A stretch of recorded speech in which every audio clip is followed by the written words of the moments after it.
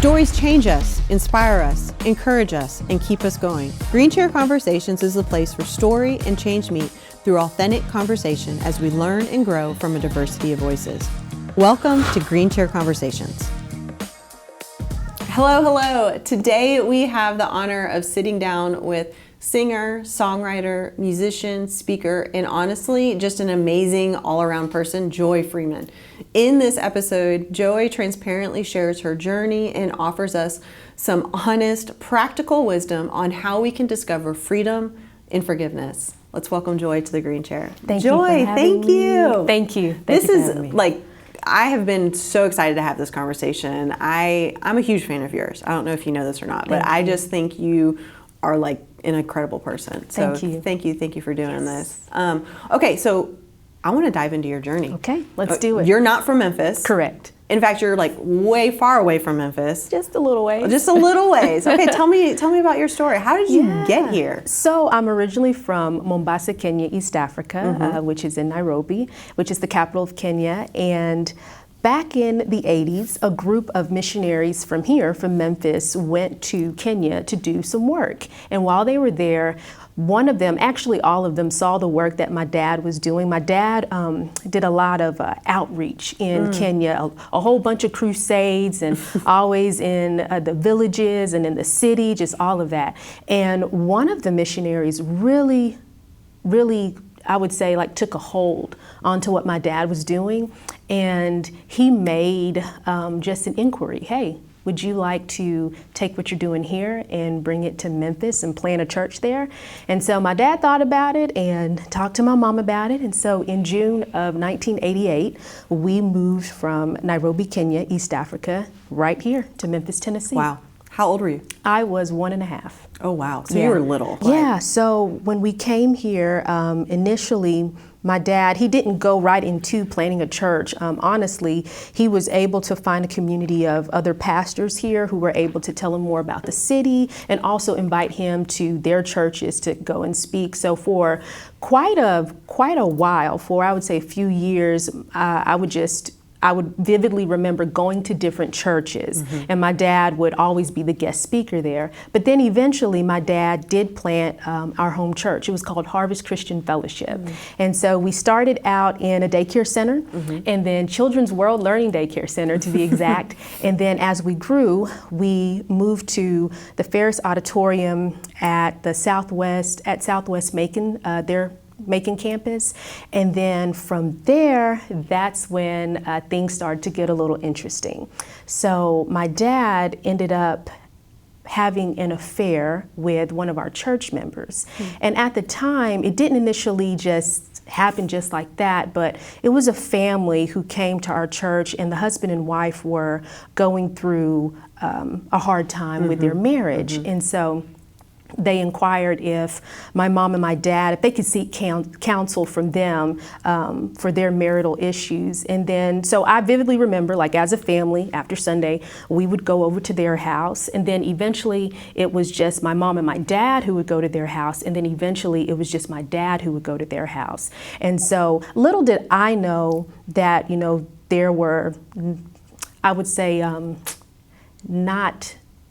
bad seeds were planted, but not knowing, Yeah. And so, but eventually my mom confronted my dad about it, and he did admit to having an affair with the wife of that family. And it was such a, I wish I could find one word. It was a huge low blow. I'll say that. It was a huge low blow.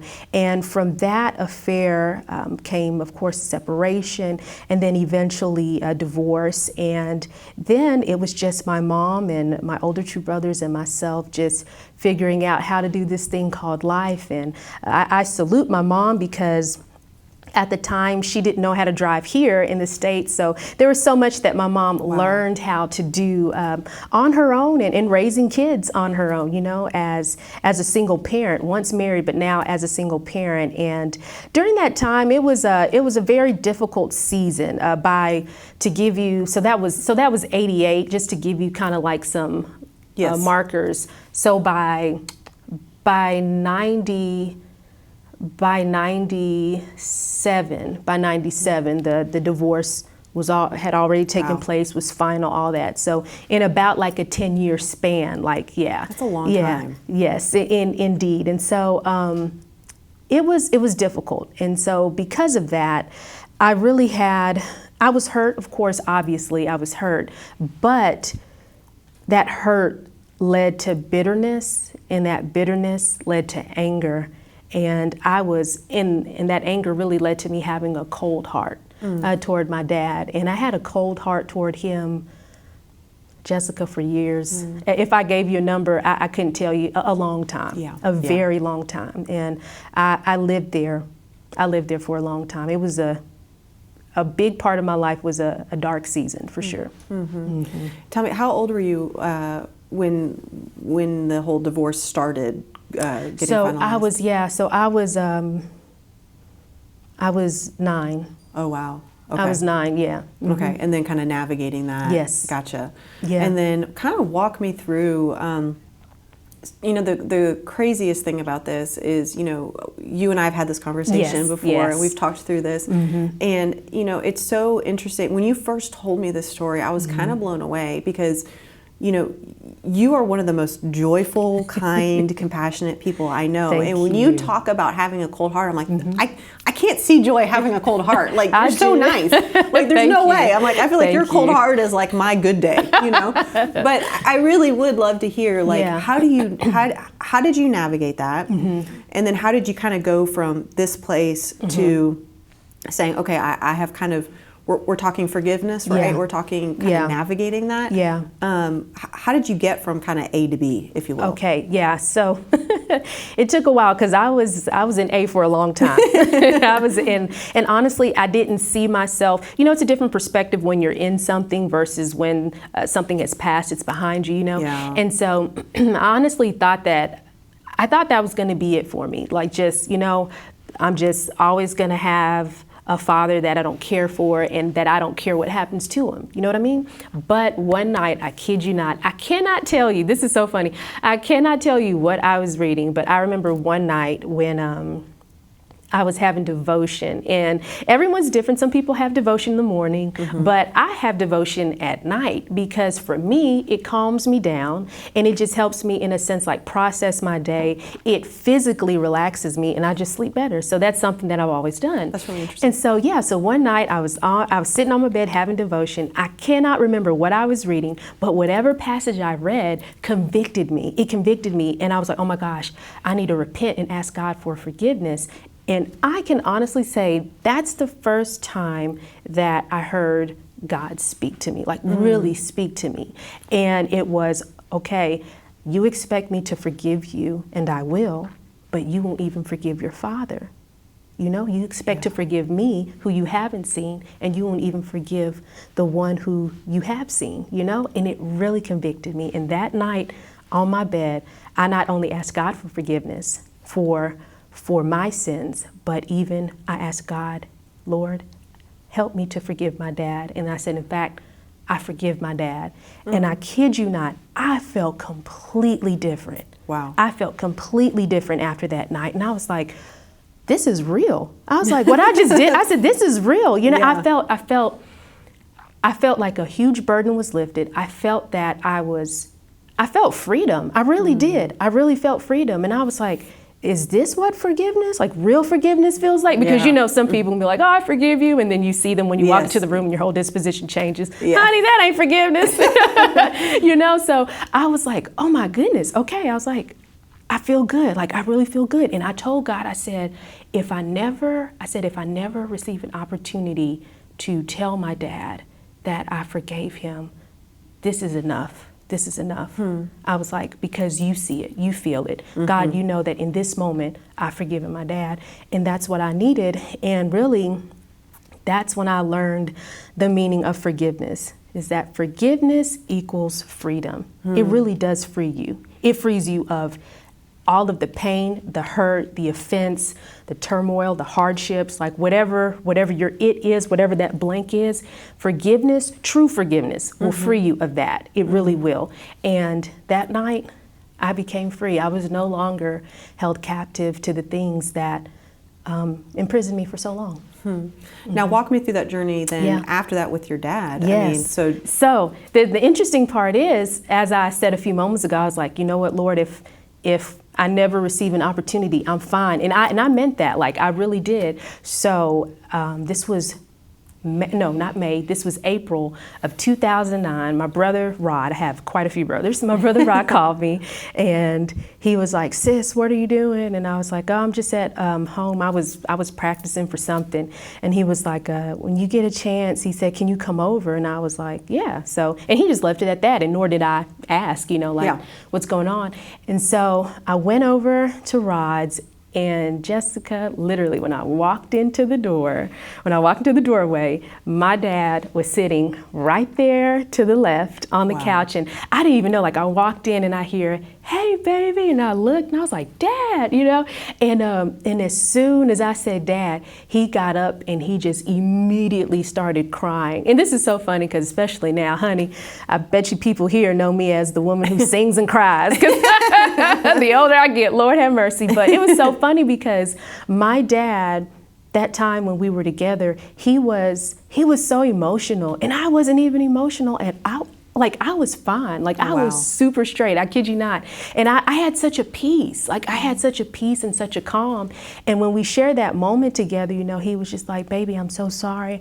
I'm so sorry for everything that I've done. And I just want to know, do you forgive me?" And I told him, I said, "Dad," I said, "I actually forgave you years ago." I said, "Sitting on my bed having devotion," I said, "I forgave you. But I said, if it makes you feel any better, I'll say it. I forgive you." You make it sound easy. It's not easy at all. I know. You make it sound really easy, just kind of navigating this. And you're like, well, and then I prayed, and then I had this peace, and then I saw my dad, and I told my dad.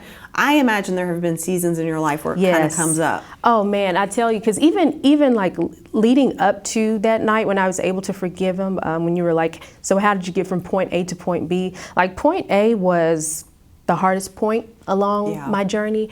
Point A was a point that I really thought was going to be here forever, because I was in it. Like I was in my hurt, I was in my pain, I was in the hardship, and I was in my feelings, as some people may say, and I didn't have like any kind of willpower to get out of it, and I didn't really think that it was possible, for me to get out of it, because I was trying to make sense of something that didn't make sense to me, because I kept thinking for so many years, how does this happen? Why is this happening to us? Or why did this happen to us? Like we came here, we came here from Kenya, planted a church, was helping my dad with his vision, everything. And the main person we came here for, my dad, was the main person who abandoned us. And that was a hard pill to swallow. I kid you not. That was such a hard pill to swallow. I'm like, my mom's a nice person. Like, people think I'm kind. Like, I talk in flavor. My peanut butter mama, she is a sweetie pie. She really is. And I was like, why would he do something like that to Mom? Like, Mom, she's dedicated. She's loving. She has a servant heart. She's kind. She's sweet. It's just like all these things I just couldn't make sense of. Like, how does he not think about us? Does he not think like, did Joy have a good day today? Like, how was Rod doing? Like what's going on with Evans? Like, does he not think about us? It was just, I had so many questions and so many thoughts going through my head, but I'm telling you, I was just really trying to make sense of something that obviously I couldn't make sense of in my own strength. It really took God. It really took that moment on my bed. Yeah. I mean, that had to happen in order for me to get to where I am today. So how do you keep fighting for that freedom? Like, how do you do that? Well, for me, it's easy because I'm such a logical thinker. So I think about where I was. I think about where I was. And so I'm like, I don't want to go back there, because when I said that was the darkest season of my life, that was the darkest season of and it led to so many things, low self-esteem, depression. I was suicidal as well. Like it was a dark season. And so because God was able to deliver me from that, and through the power of forgiveness, I often think when something happens, that may rub me the wrong way, I would go back like, in my mind, I'm like, I don't want to go back there. Like, you know, because I know what that feels like. And that did me no good. It was hurting me, you know? It was slowly but surely, it was hurting me. It was decaying parts of me. And I'm like, no, I can't. That's a good practice. I mean, that's a good practice to say, you know, I know if I get lost in this, Correct. I know where I'm going to go. Correct. Because you had been there. Absolutely. And so that's kind of your shutdown mechanism. Absolutely. Is, I'm not going to continue on this path. I know where I was with this. Right. And you kind of shut down. Yeah. So tell me, like, what would you say to someone right now who's watching this and is like, man, I am so deeply struggling with forgiveness. Yeah. Or, and I kind of think there's two wings of this in a sense. I think there's there's kind of like the point A and the point B we're talking about, right? You have the like moment of, okay, God, I got to forgive this person. You've forgiven me. There's kind of this like moment I believe that you said you had. And then there's like another piece of the kind of to not circle back moment, right? Because I think we all have had wounds in our life that require us to forgive. Yeah. And so kind of, I would love to speak to both of these layers, right? That kind of initial moment, and then kind of people that are navigating right now. How do I not keep going back there, or how do I do that?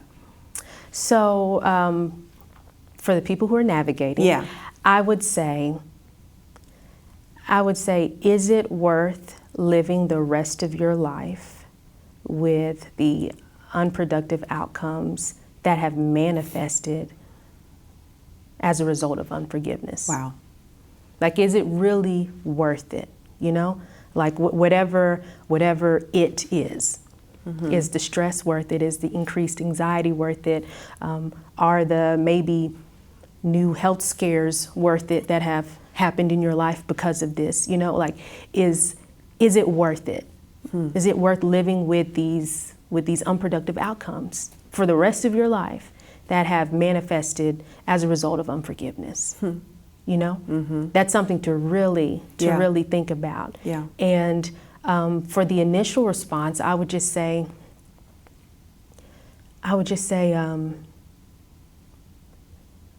try it. I would say try it. Like, just try forgiveness. Like, if you haven't done it before, just try it. You know. Try something different. This difference is something better. Yeah. You know? Yeah. You know, because obviously what you've been doing beforehand hasn't worked. That's good. That's good. And I love, you have this quote. Yes. I love that quote. Tell me that.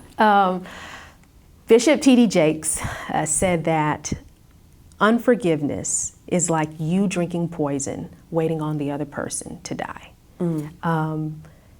I am a living witness of this quote because I subconsciously allowed a part of my soul to decay, to slowly decay, because I consciously made the decision to live with unforgiveness. And so I can say that from experience, from personal experience, you know. Yeah.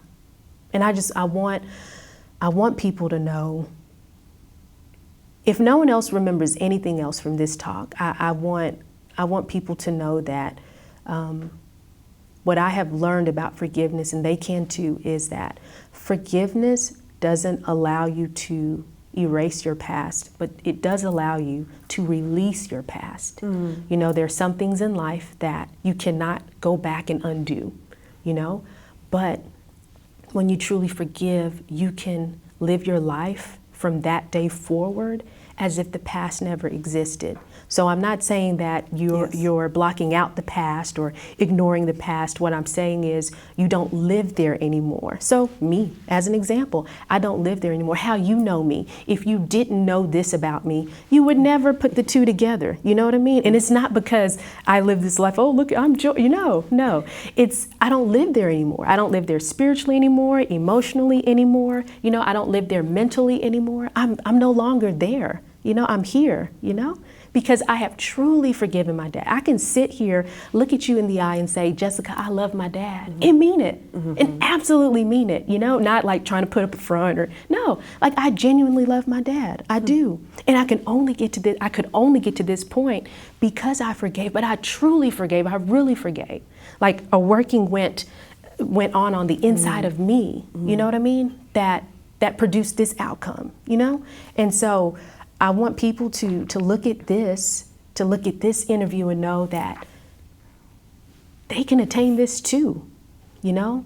They can attain this too. If there is no sin too great that God can't forgive us of, you know, there is no hurt too great or no offense too great that has happened to us that we can't allow God to give us the strength to forgive that person of, you know? Yeah. And God has given us this tool. He has given us forgiveness because he knew the different things that we would face in our individual lives. You know, he knew that like different things that would trigger us, you know what I mean? And just like, oh, like this, she can brush off, but this, no, that pierces. Like, yeah, no, that's going to stick. She's going to be thinking about that next month, you know? Yeah. She's going to be, or he's going to be thinking about that next year. I know I hit a nerve, you know? And so he's given us this tool that we can use to forgive the offender and to release the offense and truly live a life of freedom and peace.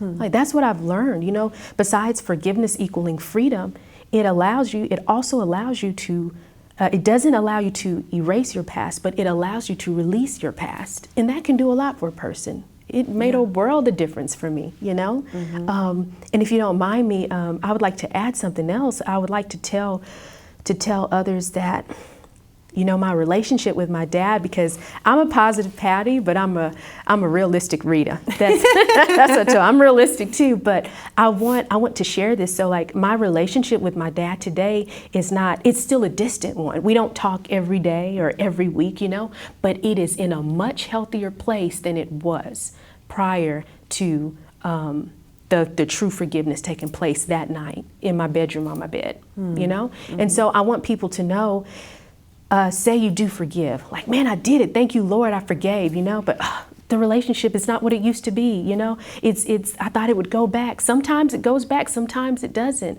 But what matters most is that real forgiveness took place. And it took place for you so that you could be free, so you could release it. You could release what happened in the past, you know? That's an amazing point, because I think you're exactly right, is I think we think there's like this gap, right? So you had this pre-relationship with your dad, and then you had this kind of middle like, unforgiveness relationship with him. And I think we want to go back. We want to make everything, you know, because that was pre all that's what we knew. The stuff. And I think that's a really great point to make, that it may not look like that, but it's definitely going to be better than whatever that. Absolutely. You know, God is so kind. So I may not have a memory like, oh, my dad bought me my first car, or, oh, my dad was able to be my escort on homecoming court. You know, like I don't have those kind of memories, right? But I do have that memory of April 2009 at Rod's place. I do have that memory of when I got married, my dad, in addition to my brother Rod, both walked me down the aisle. You know, I have those memories, you know what I mean? So like, I thank God. I really do. I thank God. Like I wouldn't change anything. I really wouldn't, because I know if I didn't go through that, I wouldn't be who I am today. Like I really wouldn't. And I'm very grateful for that. That's really powerful. Yeah, I really think it is. And you know, and I'm even thinking too of, I think we have this tendency with forgiveness to think if I don't have some big issue, or I don't have, like, not everybody here may have a difficult relationship with their father, or may have a big person in their life that they need to forgive. But you know what's so interesting to me is I've fallen in love with the Lord's Prayer. And I love that it has these like components in it, and Jesus says, you know, pray like this, pray like me. You know, this then is how you should pray.